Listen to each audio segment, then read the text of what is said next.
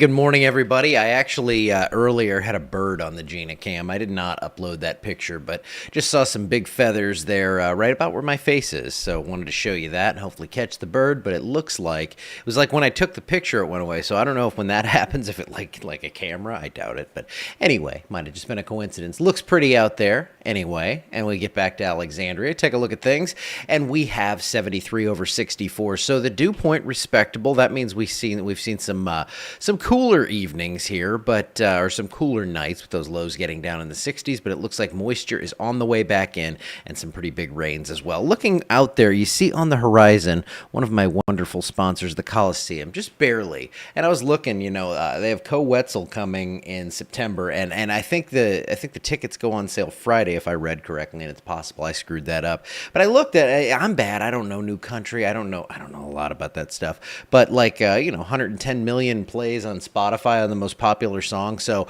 I do think this is somebody you're going to want to. There's probably going to be people lining up for tickets there this weekend. They have the rodeo out there as well, and then what is it? Bulls and Barrels, August 3rd. So we got some stuff coming. All right, go buy tickets, all that good stuff. Tell them Nick sent you. Here is your radar. We have a tornado watch over Florida. It's way away from here. That's the system that's moving out to our northwest. We have a few showers up there in Oklahoma. Not much close. That's good. We need the break. It's not going to be enough of a break because we have some big time stuff coming in, and of course I'm going to show you all that.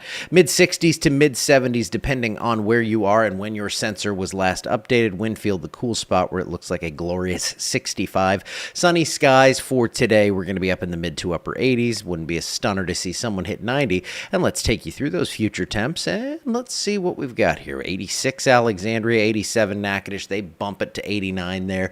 And then overnight tonight we get back into the 60s, but then everything starts to change. So let's take a look, show you what's going on. We have the flood and severe potential arriving on Thursday. You can see that red area. That's your greatest chance for issues, and here's why. Now I'm going to take you through the high resolution model. I will say this is from 1 a.m. We had the 7 a.m. run show up, but it had not completed. I've seen it on the computer, and it's a little different than this, but you're going to get the idea. So, oh man, you know what? I forgot I had something there that I wanted to show you. So what we're going to do, because I wanted to show you this.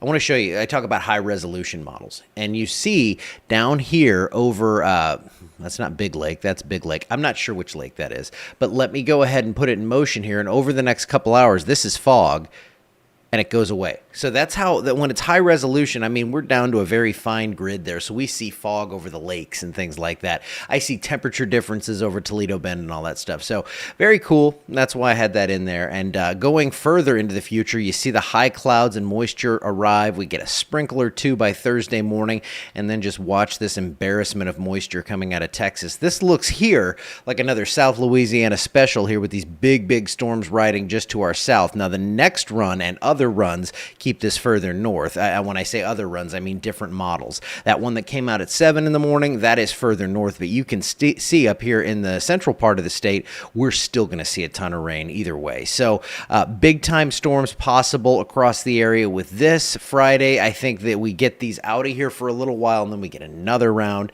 It's going to be a close call on Friday to see exactly where these line up, but it looks like it's going to be pretty darn active. Let me get the arrow out of the way there.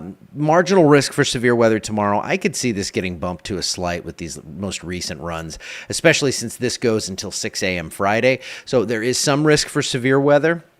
There's also a moderate risk, a moderate flooding risk. So the only place to go is high, and that's really rare. It's kind of like the high risk for severe weather, maybe slightly more common. So we're going to be watching things carefully as we are totally saturated here with the heavy rain coming into the area. Models have been showing kind of like a 1 to 4 inch thing, but everything's been overachieving lately. So we come in and forecast this, and I think 3 to 6 more likely across most of the areas. So there is that flood risk. There's certainly going to be some very high totals out of this. And then we go into the next wave of this that's going to come in on Friday, and that's beyond the scope of the high resolution model because you get into all this chaos once you get that far out. So let's go ahead and take a look. Wave number 1 coming up here Thursday evening, and then this is going to just kind of meander through the area. That gets out. You see that circulation, that's the low pressure system that's lifting to the northeast. Now, as that happens, that keeps us in the moisture-laden air. You can see that moisture pump still connecting out of the Pacific and out of the Gulf. Can't really see it, but it's there, trust me. And then we get that other blob of storms that comes in Friday into Friday night, and then that might miss areas of northwest Louisiana. So, I mean, maybe a very small bit of hope there, but I think most of us are going to see rain out of this. But then beyond that, it looks pretty dry and we heat up. So we get a little bit of a break here. Now, your day 3 severe outlook actually has a slight risk. And again, I think this is probably going to get bumped up against a slight risk on Thursday night, especially. So level 2 of 5. This right here, actually, if you look deeper into it, there's the risk for significant severe weather. That means damaging wind in excess of 75 miles per hour or possibly some hail larger than 2 inches. I don't foresee widespread tornado issues here, but I do think there's the possibility. I think there's a little higher possibility on Friday that we see a few tornadoes. So not good news at all here. The flood risk remains, although it looks like the worst of this gets into Mississippi. We'll have to see as we get a little bit closer to that what happens locally. But you see it right here. 3 to 6 inches, that's what I'm calling for here. We have 3-inch total showing up. These oranges are 4, the red is 5. This is just a general idea. Again, it looks like the heaviest of this activity is going to be in between Interstate 10, Interstate 20, and we are right in the middle of central Louisiana there. So the Cenla weather area, we will be covered in rain once again, and we have that 90% chance for those thunderstorms. For pretty much, I mean, it's going to rain. I think some areas may get lucky. I mean, very small chance, miss a little bit of this on Thursday or Friday, but for the most part here, 100% coverage for the whole event. And then Saturday we start to clear out, and I think we will then heat up as you see mid-90s. Getting back here for Wednesday. Now, the little bit of good news that I have is that when we go further into the future, past this next big event, we have below normal rain in the forecast for the first time in, I think, 200 years. No, it was last year. But, we have this drier, this slightly kind of beigeish, whatever brown color that is. And we saw this all year last year, and it's rare to see it this year, but I think we can use a little bit of that.